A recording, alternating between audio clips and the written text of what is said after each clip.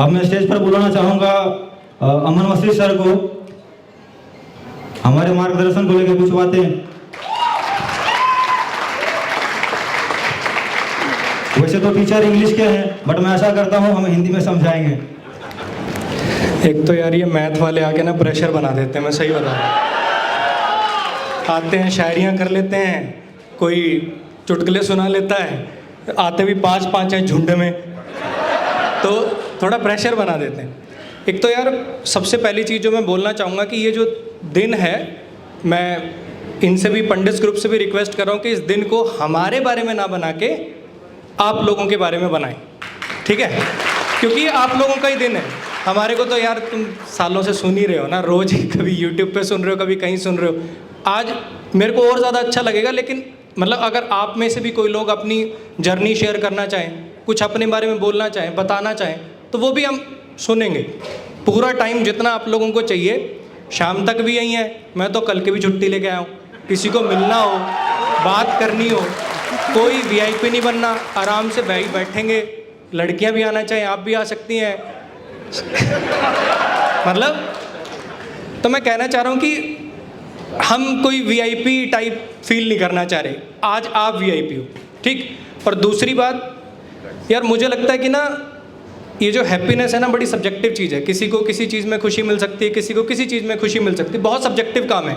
हो सकता है किसी को, मान लो मेरा बर्थडे है, हो सकता है आप में से किसी को सबसे ज़्यादा खुशी तब मिलती जब आप ओबरॉय में या किसी होटल के अंदर आप डिनर करते, अपने दोस्तों को पार्टी देते, तो खुशी मिलती। हो सकता है किसी को वही खुशी नॉर्मल एक चाय की टपरी पे मिल जाए, जैसे सर ने बोला। तो खुशी ना बड़ी सब्जेक्टिव है, लेकिन जितना मैंने समझा है तो मुझे लगता है खुशी ना एक बैलेंस है। और वो बैलेंस किस चीज़ का बैलेंस है? जैसे आप में से बहुत लोग होंगे, है ना, जो अभी एक्स पोस्ट पे सिलेक्टेड है, उससे बेटर पोस्ट भी सीजीएल में अवेलेबल है। अब वो मन मन में सोचता रहे कि नहीं यार, पता नहीं ये मुझे किस नज़र से देख रहा है, यार मेरी रैंक तो ऑल इंडिया 7 है, मेरी रैंक ऑल इंडिया 15 है, मेरी रैंक ऑल इंडिया 2000 है, यार मैं बताऊं कि नहीं बताऊं। तो अगर आप वैसे सोचोगे ना, तो कभी खुश रह ही नहीं पाओगे। समझो उस चीज़ को। तो मुझे लगता है दो चीज़ों का लाइफ में ये बैलेंस बना के चलना बड़ा ज़रूरी है। एक तो जितना अभी आज आप हो, आज आप एक्स हो, तो उससे ऊपर जाने की सोचना। मैं ये नहीं कह रहा कि बिल्कुल स्टेगनेंट हो जाओ, आपकी जो जॉब लग गई या जो जिस लाइफ में आप हो वहीं पे रुक गए। आप चाहे ऑल इंडिया AIR 1 लेके आए हो, लेकिन उससे भी आपको कुछ ना कुछ एक्स्ट्रा अगर करने का मन है तो उसमें कोई हानि नहीं है आप पे। इन दोनों चीज़ों का बैलेंस मुझे लगता है कि लाइफ में बहुत ज़्यादा ज़रूरी है। तो जिसकी जो भी पोस्ट है, एक तो अब यार एग्जाम्पल मैं मेरा ही लेता हूँ, ठीक है?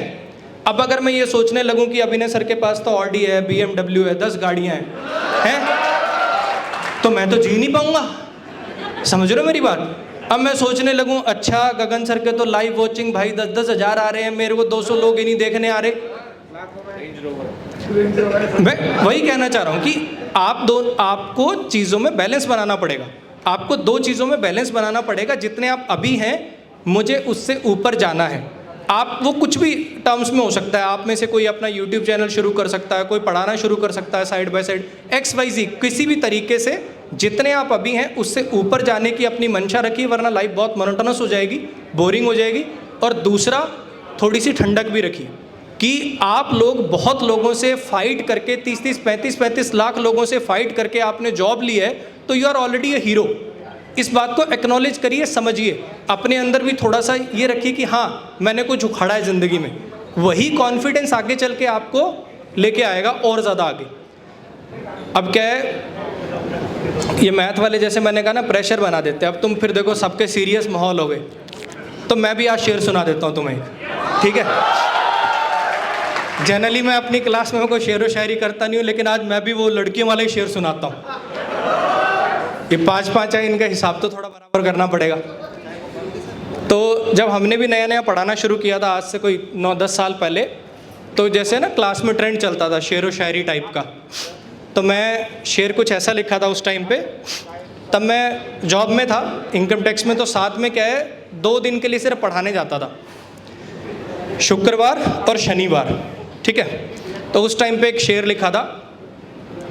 मतलब ऐसा मत सोचिएगा कि किसी स्टूडेंट को इमेजिन करके लिखा था, वो वैसे ही लिखा था, राइम उसमें ऐसा कुछ हो रहा था इसलिए। जो हम पे हर शुक्र शनि गुजरता है वो कहर हो तुम।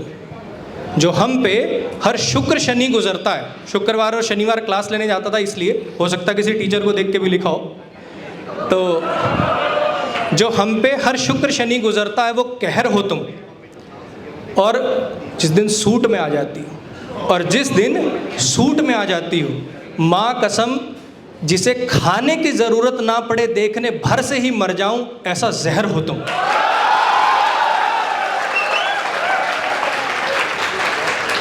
तो भाई ये मैथ वालों की वजह से करना पड़ता है, समझो थोड़ा, है ना। थोड़ा सा जहर यहाँ भी है सर।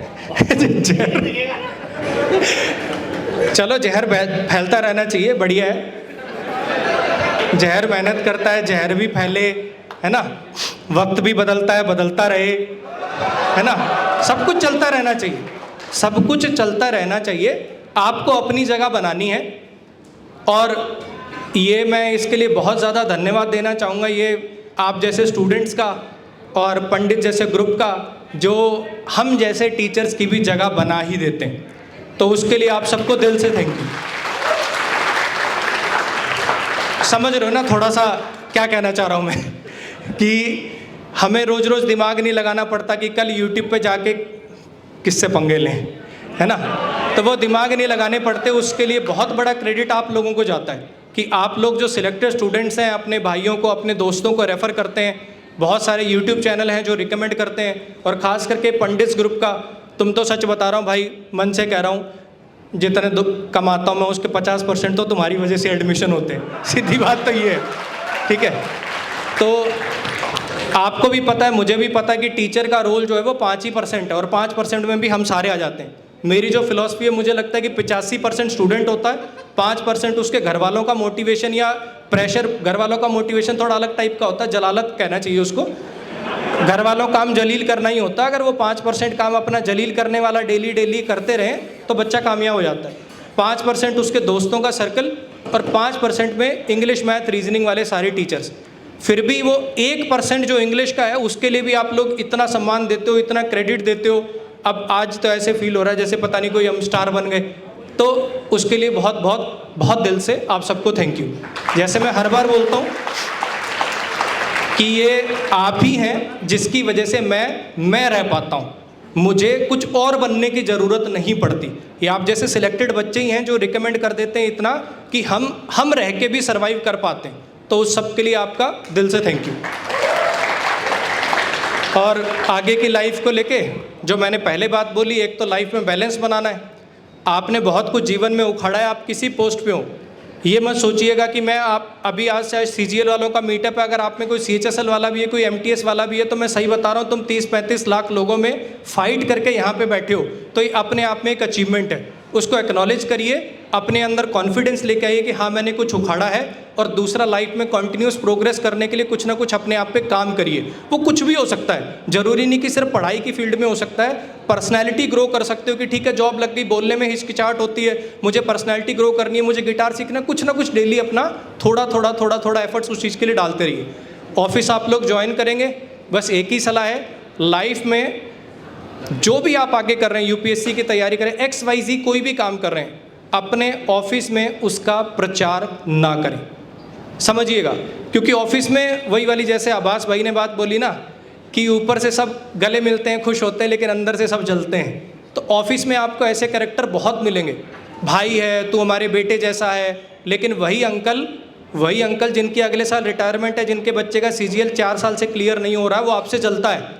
तो अगर आप उसको बताओगे कि मैं UPSC की तैयारी कर रहा हूँ, मैं या फलाने सोर्स से 50,000 और कमा लेता हूँ, तो वो आपके लिए दिक्कतें क्रिएट करेगा।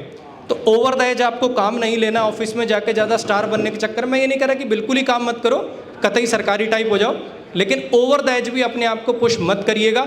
बस काम से रिलेटेड यही सलाहें। बाकी कंपैटिबिलिटी वगैरह देख के जो जीवन साथी वाला डिसीजन है वो आप लोग ले ही लेंगे। बाकी मैथ्स वालों ने काफ़ी सलाह दे ही दी है उसके बारे में, है ना। मार्क्स कम हो गए आजकल, वो दूसरी सलाह थोड़ी ज़्यादा दे रहे।